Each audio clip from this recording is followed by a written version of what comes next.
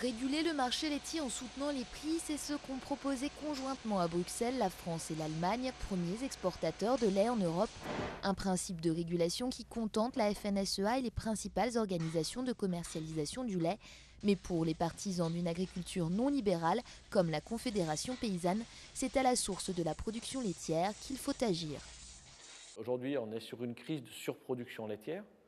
Donc il faut traiter ça en amont, c'est-à-dire éviter de surproduire, et toutes nos propositions vont dans ce sens-là, alors que le ministère et l'Union européenne disent, eux, on surproduit, et après, avec la régulation, on met des outils qui permettent de passer les crises ou de faire que les surproductions soient un peu moins coûteuses pour les paysans, mais ça va coûter beaucoup d'argent.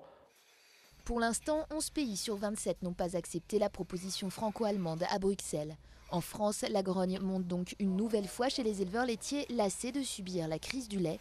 L'organisation des producteurs laitiers, qui regroupe 20% des producteurs en France, a appelé lundi soir à la grève de la production faute d'aide suffisante, une grève qui ne plaît pas à tous les syndicats agricoles. La problématique n'est pas tant l'appel à l'action de la grève, mais dans quel objectif, et l'objectif qui est mis en avant, on l'a encore vu hier à la réunion des ministres de l'Agriculture, est complètement irréaliste.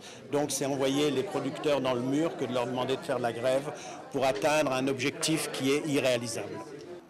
La Confédération paysanne, elle, n'a pas appelé à la grève, mais promet de soutenir les producteurs qui s'y engagent. Le syndicat a par ailleurs garanti que d'autres moyens d'action seront mis en place au niveau européen.